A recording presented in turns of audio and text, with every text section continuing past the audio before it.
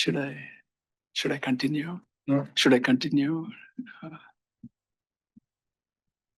You should have more. Okay, so we can. Okay, and we have few items to update for you, and Peter is here to update us on tip status as well as the study on intelligent transportation systems architecture. Thank you, Peter. Good morning, TAC members. As we sort that out, it appears that we already heard online. We'll go ahead and get started here. Oh, okay. Yeah, they can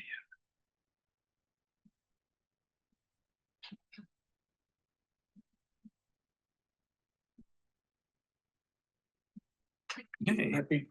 So on page 16 of our WAMPO tip policy requires these bi-monthly progress reports for projects programmed to receive WAMPO suballocated federal funding or awarded funding in the current federal fiscal year, or if that project has received it in a past federal fiscal year, but has not yet finished. So as you can see on here, and per our convention, we'll go through the ones that are anticipated to be obligate this year. So we have Bel Air's 53rd Street Oliver to Woodlawn multi-use path anticipated to let in September. We have Wichita's Douglas Seneca to Meridian project anticipated to let in October, along with their 17th Street North I-135 to Hillside project, also anticipated to let in October. Valley Center Seneca Street to multi-use path anticipated to let in October as well. Butler County's Southwest Butler Road Improvement Project from Southwest 170th Street to Southwest 155th Street. I'm happy to say that one is anticipated to let in October. Wichita's Intelligent Transportation Systems on East 21st Street North, anticipated to let in October as well. And finally, the Redbud Multi-Use Path, also sponsored by Wichita, anticipated to let in September as well. This map is available in your packet on page 11 that you can see all of these different projects. And then as an additional resource, here are the federal fiscal year 2025 non-suballocated federal funds in the tip that were placed after Amendment 5. Any questions on the bi-monthly update? Peter, I don't have a question, but the two projects that we probably need to revise a little bit, 17th Street, I-135 to Hillside and Redbud Path probably will be obligated in September. That is very welcome news. I will update those reports. So Redbud and 17th Street will let in September. Okay. Well, they'll obligate in September. Obligate in September. Yes, yes. Okay. I will get those updated appropriately. Okay. Without any other comments, I will continue on the next item. We have a quick update on the Regional Intelligent Transportation Systems architecture. So some background: development and maintenance of an ITS architecture is federally required. It documents ITS infrastructure and devices so that planning and deployment can take place in an organized and coordinated fashion. We began an update of the architecture last fall in 2024, and we are anticipated to complete it this fall in 2025. All of the draft deliverables are available for review online at the link shown on the slide. It includes a searchable linked set of web pages for navigating the ITS architecture. It can be a bit opaque, but that can be helpful there. We have the executive summary, ITS architecture report, the deployment plan, which we have printed and made available for you at your desk, and the maintenance plan and change request form. Our next steps include a 30-day public comment period. And in late fall, we're looking at a TAC recommendation and TPP vote on approval. And so far as the deployment plan that's available at your desk, the architecture, it can be a bit opaque at times. If you need to get into it, it's understandable and has a very thought out format, but it can be a bit dense to get into. So as a companion to what is generally developed an architecture report, we developed this deployment plan. The bulk of what you're looking at there, it's 42 pages, but the main document's only 14. And on pages 6 and I believe 7, we did interviews with multiple jurisdictions on what kind of deployments and where different jurisdictions were at looking at different intelligent transportation systems. It gives a quick kind of preview of what was on transportation planners' minds in 2025. But kind of represents something you could take away at a short notice from all this project work that we completed. Our next item here, we have our upcoming TIP amendment number 6, the public comment period, spanning from August 29th to September 12th.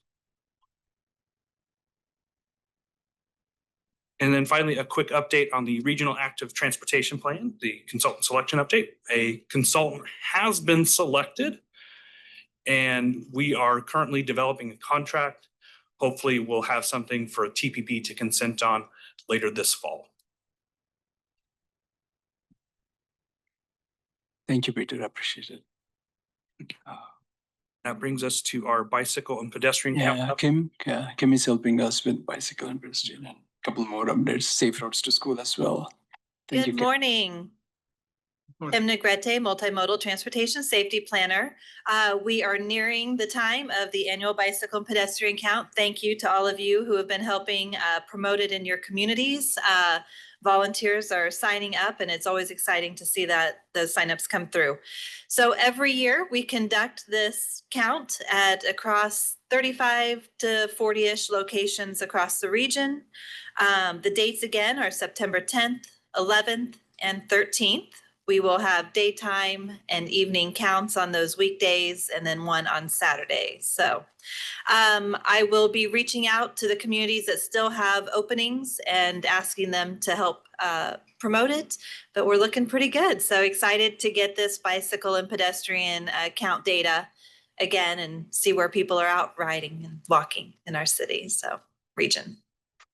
Any questions on the bike ped count? I know y'all are experts at it by now. Okay.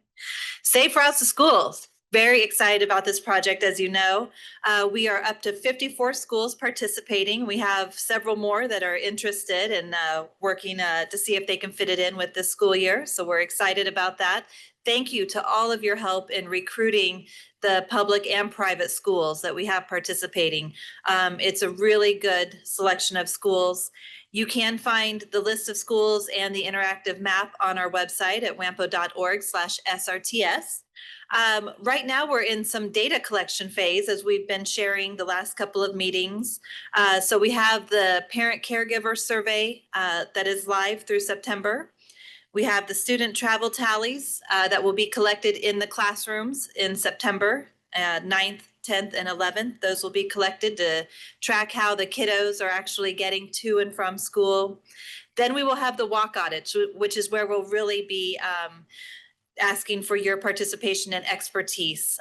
So each school will be developing a small group that will do a walk assessment or a walk audit around the school property, looking for potential safety improvements and or issues. So of course, having your expertise during that walk audit would be very helpful. So we will be working with you and the schools to get those scheduled September through November.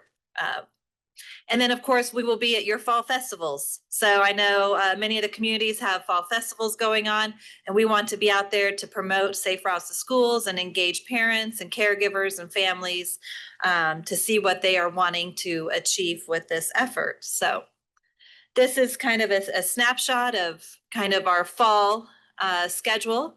As I mentioned, we got the survey, the tallies going on, the events, and we'll be jumping into the walk audits. So you will be receiving emails from me shortly. Any questions on safe routes to school? Thank you, Kim. Next item on grants. Okay, last one for me. We have the KDOT WAMPO Behavioral Safety Grant. Last year was our first year to release this call for applications. This is a collaboration between the Behavioral Safety Office of KDOT and the Wichita Area Metropolitan Planning Organization. Funding for these grants comes from the National Highway Traffic Safety Administration. So with this grant application, it is a very simple Word document that can be downloaded right off our website.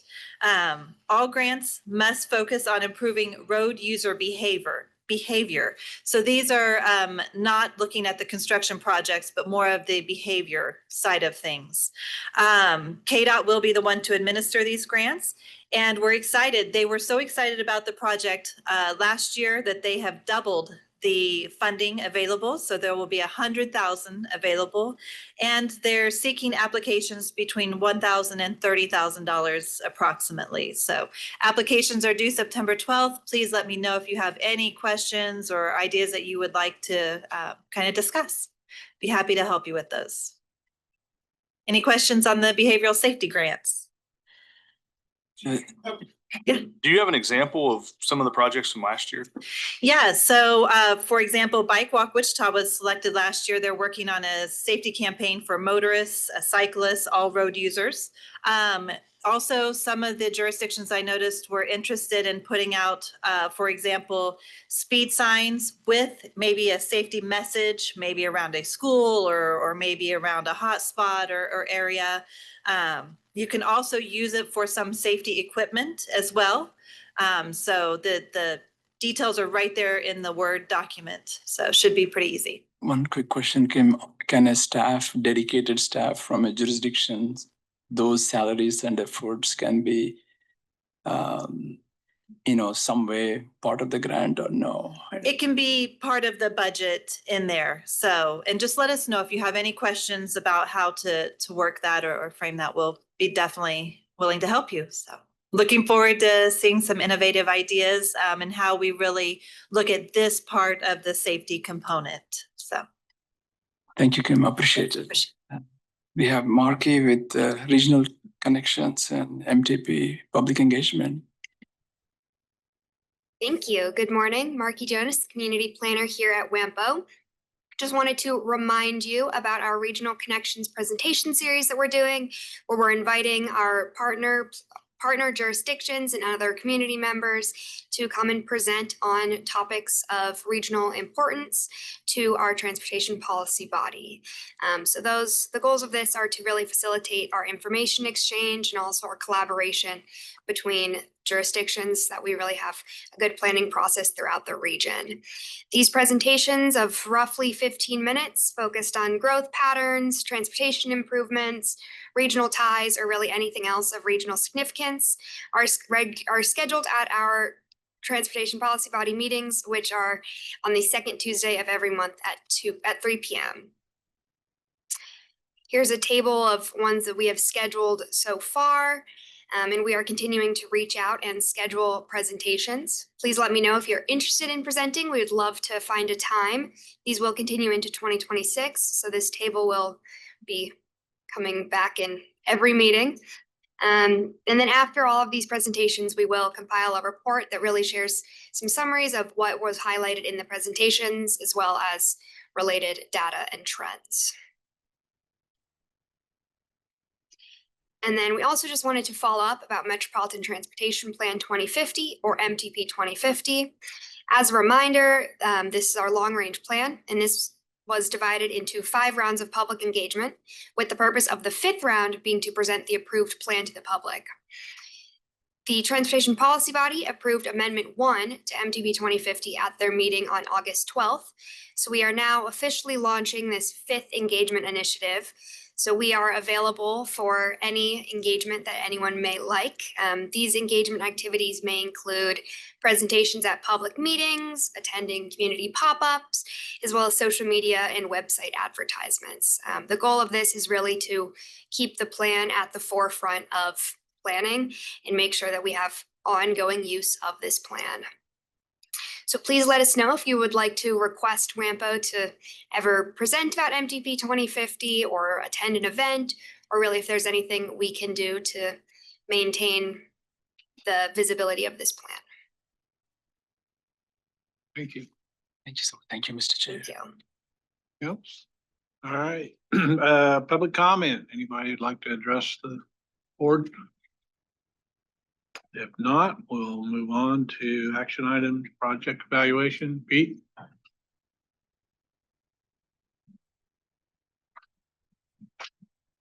OTAC members. So This brings us to our action item, the project evaluation methodology and scoring criteria revisions.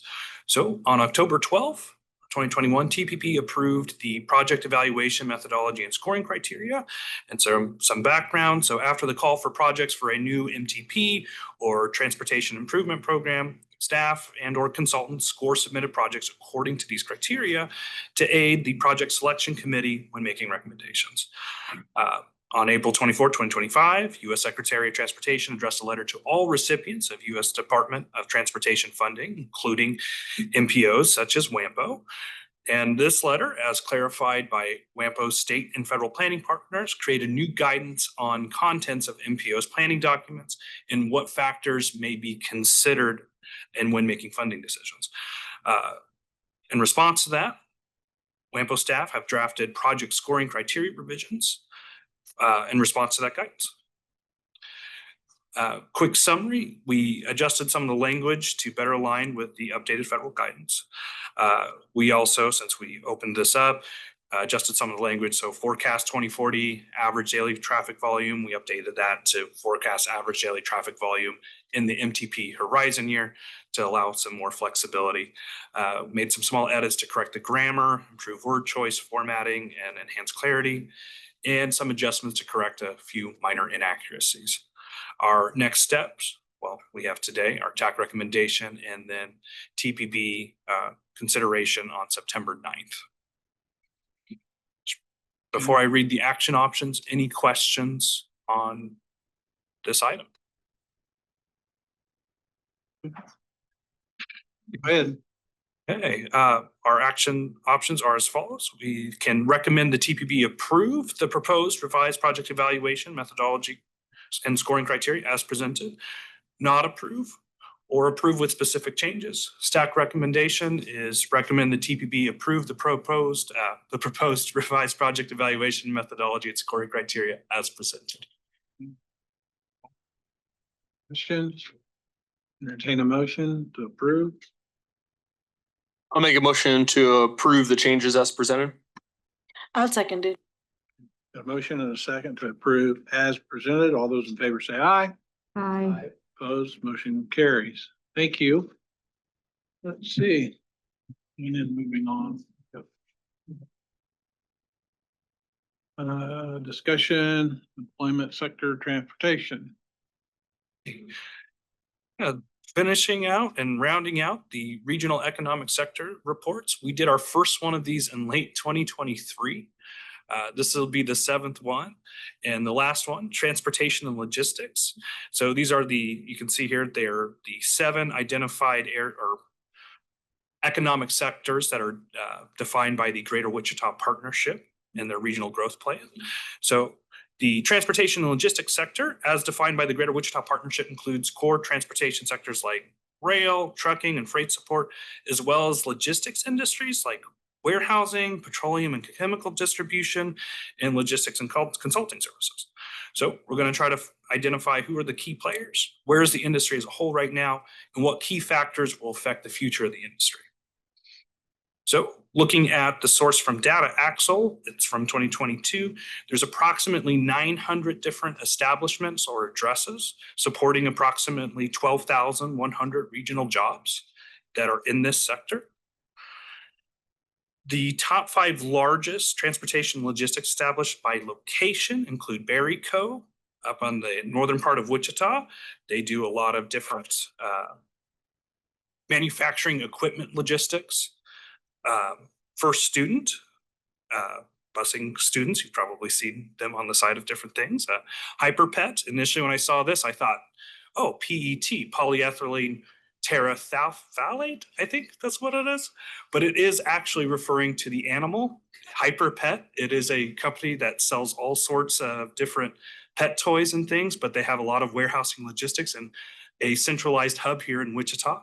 Corneo and Sons, they actually have more than one location or place where people gather, but they have one larger establishment that shows up in this top 5. And then the Dillon's Distribution Center outside of Goddard on the west side of, or on US 54 is also another large single location in this sector. looking at how we kind of compare to other metropolitan statistical areas, we're on the lower end with Kansas City pulling ahead, far ahead of many other geographically close neighbors there at 67,000. We're sitting again 12,100, just over that 12,100 mark that we talked about earlier. Industry has grown a bit from 2015 to 2021, adding about 1,000 jobs over that same time period. And then for wages, we are again about the middle of the pack when we compare to other metropolitan statistical areas there. And then finally, just to touch on the logistics and wages. So this graph looks at just how those wages have increased from 2015 to 2021, and then looks at as if from 2015 to 2021, we have an inflation adjusted number there in yellow or orange. It just looks at if you were in 2015, were your wage increases, did they actually increase your buying power? And it does look like they added a modest about $4,000 or so in real income over that same time period. And then finally, looking at the future, threats of new entrants in this industry, moderate, limited regulation notwithstanding, there's not a lot you have to do. There is expertise permits, and you still have some large capital requirements typically to get involved. The threat of substitutes is low. There's really no practical alternatives that exist for freight, warehousing, and large-scale logistics services. The bargaining power of buyers have some moderate leverage. There's actually quite a few dependable, reliable transportation options that they can choose from for their logistics. Bargaining power of suppliers, it's low. Supplier power is limited. Customers can switch between numerous providers. And then finally, rivalry amongst firms. Competition is high, and it's driven by lots of providers and growing demand. So that's rounding out the last sector report. Do you have any questions for me on this? Questions? Okay, thank you. Any other business before the board? No, we stand adjourned. Thank you all. There you go.